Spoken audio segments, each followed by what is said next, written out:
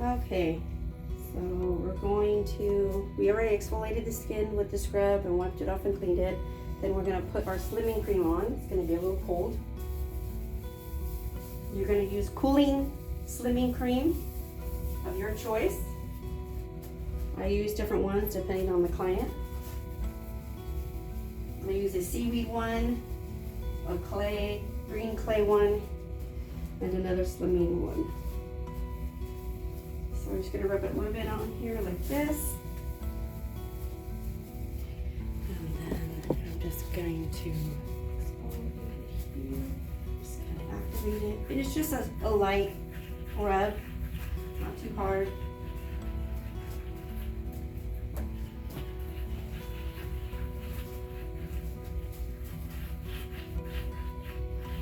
Okay. And then what you want to do is you want to apply a thicker amount on the client, which is going to create a barrier. You can also apply Vaseline on top, which would be up down here and above here. You want to create that barrier against the skin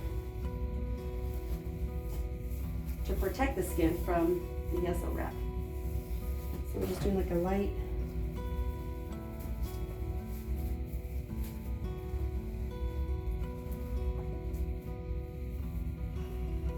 Okay, going around.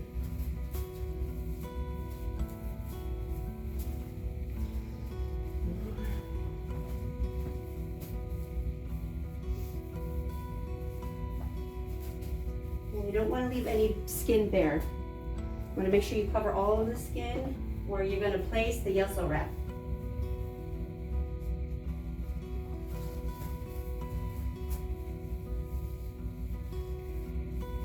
Okay, then I'm going to take, I usually wear 2 pairs of gloves, so I take off the other one. I'm going to have clean gloves, and then I dip my yeso wrap in a bowl of warm water, get it really soaked. And I'm going to just do a light squeeze. Let's see here, there's my bowl of water. So I put it in, soak it. Just turn it around in a circle, maybe about 5 times. Then do a light squeeze.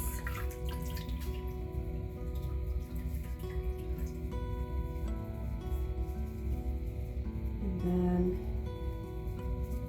I'm going to wrap it around the client. Now it is very messy, so always let your clients know. Make sure you have a pad on the bottom. I'm going to place the yeso, wrap it around the client. It's very, very messy.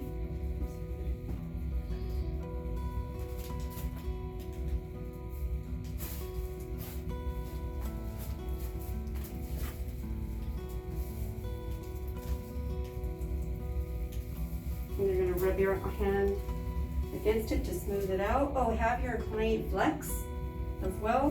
Do not suck in, just flex. And unfortunately, they're going to have to flex the whole time you're wrapping. So try to wrap fast. Then you're going to smooth it out. All the way around.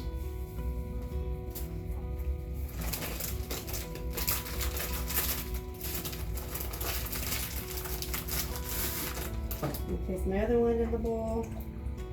Spin it around 5 times in the water. Squeeze it.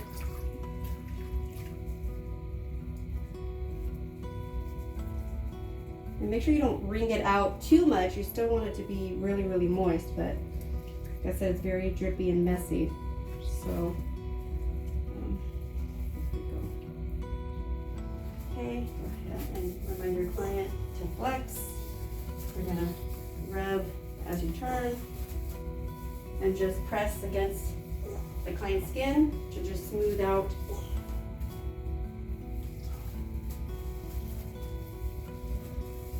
Let the client know it should be warm, but hopefully not too hot. And just keep flexing if you can. Then when you get about, here we go, this area, you can just make sure, like I said, you rub it all out. Okay, you can stop flexing. Then you're just gonna wanna kind of just, like I said, smooth it all out, try to get all the wrinkles out. almost like you're sculpting the body, because it'll harden up that way.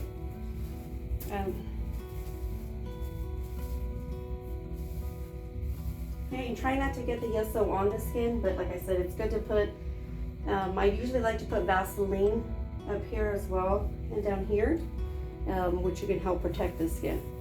And then you're gonna let that sit for about 5 minutes. You can stop flexing. And then you can let it sit for about 5 minutes. It'll harden, and then they're ready to go. They usually recommend 4 to 8 hours. After the 8th hour, they can cut it off themselves if they like. Alrighty, and if not, you can also leave it on for an hour with the client. These are the scissors that I like to use. They're like $5 or so on Amazon. They have this protected point here so you don't cut the client, and they cut really well. Alright, thank you for watching. Okay, also what you can do is wipe off the goo for the client while you're waiting for it to harden.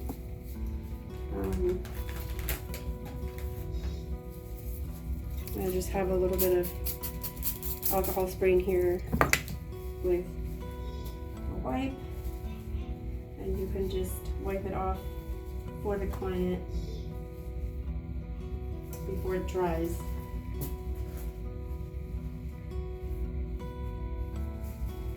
And like I said, you don't really want it on the skin, so if you could get it off the skin while it's wet is better, because it can pull the hair once it dries. This is another reason why you want to create a barrier. It can pull the client's hair out.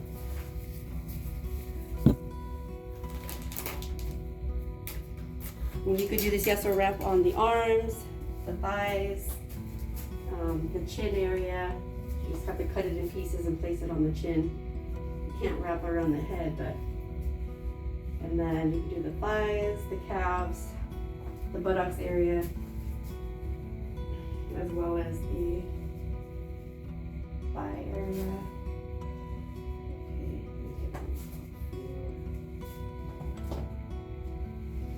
Okay, so cleaned up the area. And then I have the client also clean off it. Let's see.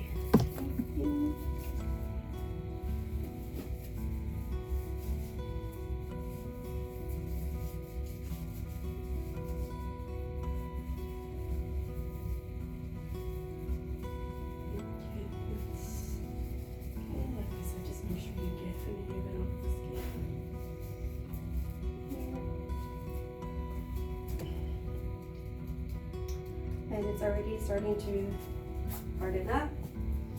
It would be nice to have like a little bit of a fan just so it could dry faster, but it is hardening it up. So now that it's getting hard and it's hardened, you're going to want to use your saran wrap. I use 2 different kinds. So I use this one. Honestly, I get this one at the dollar store. It's just a regular saran wrap. So I put this on first.